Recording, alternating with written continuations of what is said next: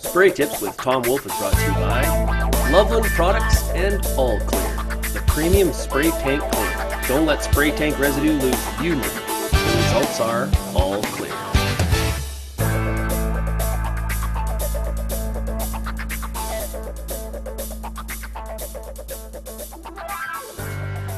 Hello and welcome to Spray Tips with Tom.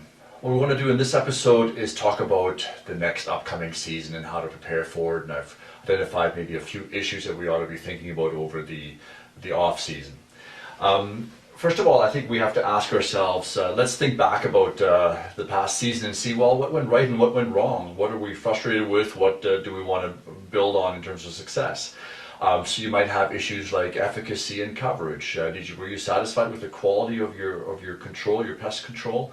What could possible reasons be for a loss of control in some cases? Was it hardness or water quality? Was it droplet size, coverage, water volume issues? What kinds of things? Did you have a drift issue? Were you concerned about that or worried about that? Did you get stuck a lot? Did you have issues with that, and what can you do about that? Did you have new staff and needed to train them, but were frustrated that maybe on-the-job training wasn't exactly what you imagined it would be? Those are all the kinds of things that we ought to be thinking about. Monitors, for example, are you able to navigate through your monitor well enough, and can you find everything you need and all the features and so on? So do recap some of those issues and build on that and try to address those things when you have a bit of time. Speak to experts. Do some research. It's never been easier really to get in touch with people and to find information, and we all know that. But you have to spend the time, and you have to be aware of the fact that it's necessary to do it. So let's use our time efficiently over the winter.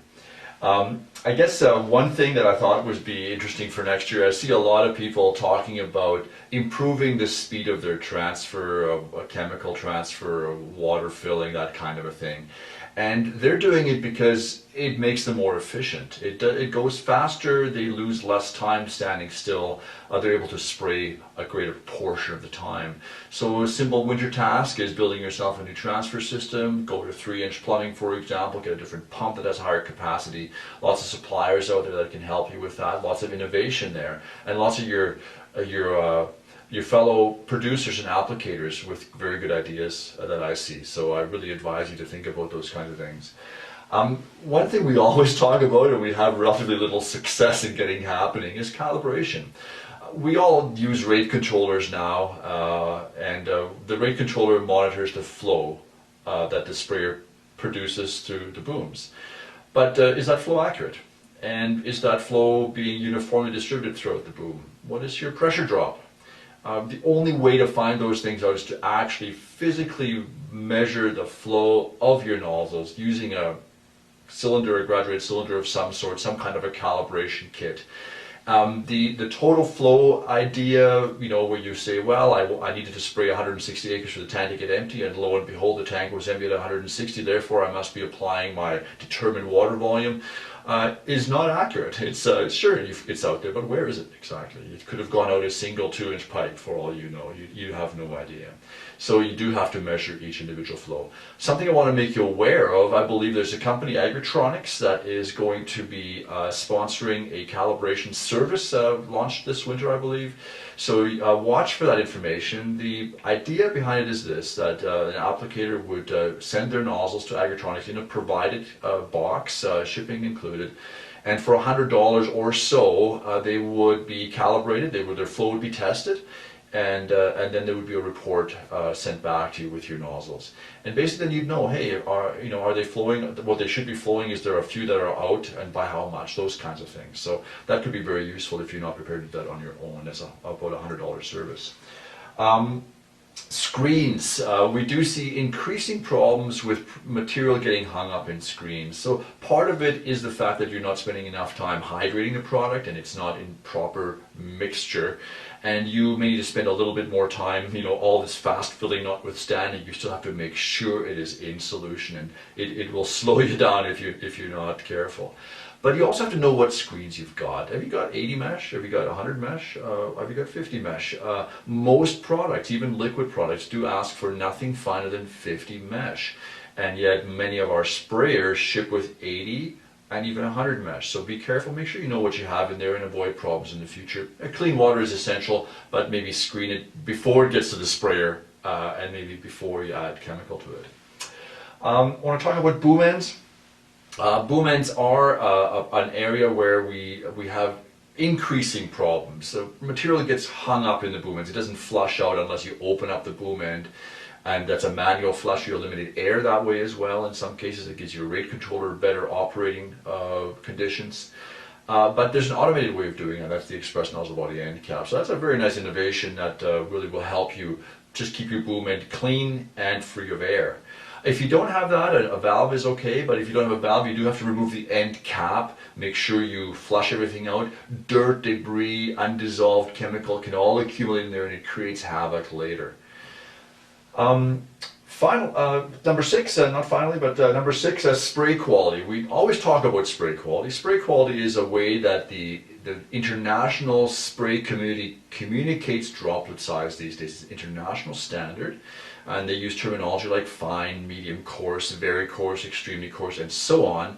And we want for our clients to be talking in spray quality. We want to say, all right, we're applying our spray in coarse or very coarse, and you'll find increasingly label language will recommend a certain spray quality for application, usually with regards to drift concerns, sometimes with regards to efficacy concerns. So you have to make sure you understand what the manufacturer recommends. All the manufacturers of nozzles do publish the spray quality of their nozzles, and there's also apps that they produce that are available for that. One such app is a generic app. It's produced by the Saskatchewan Soil Conservation Association. It's called SSCA Spray Quality. It's on the App Store for Apple, and it gives you the spray quality of every nozzle that's available in Canada. So that's an important aspect. Boom height. I think we are going to be increasingly looking at needing to have lower booms. A lot of the things we're doing in the spray world, increasing cavity penetration, increasing coverage from twin fan nozzles for Fusarium head blight, minimizing drift, all those things rely on having a relatively low boom. Now, admittedly, I recognize that it's not easy to go to a very low boom at our wide boom widths and fast travel speeds and perhaps undulating terrain. But the automatic boom height controllers produced by the various companies are getting better all the time. And I would challenge you to look at them closely and consider using them. For example, if you spray Fusarium with a double nozzle, you will benefit tremendously from having that boom as close to those weed heads as possible, so you get advantage. You take advantage of the double angled forward and backward pointing sprays. So boom height is a very important key to that. The last topic we want to talk about today is pulse width modulation and a couple of other new systems that are available for controlling the flow of your nozzle. And we already know about pulse width modulation. That's the case Aim Command and Aim Command Pro, as well as the Capstan Sharpshooter and Sharpshooter Pinpoint. They use a solenoid that pulses, and the pulse width of that controls the flow through the nozzle. So you no longer need to use pressure to control flow. Instead, you can use pressure to control droplet size, for example. Two new entrants in this market. One of them is by Raven. It's the Raven Hawkeye. It's intended as a retrofittable system. It's being introduced in November, and we'll hopefully see some new information on that over the course of the winter. The other one is a T-Jet system. It's called the T-Jet Dynajet. A Dynajet will be an OEM installation, so it'll come with the sprayer that you purchase. We don't know too much about it, but again, similar kind of system, electric solenoid, pulse width controls the flow rate.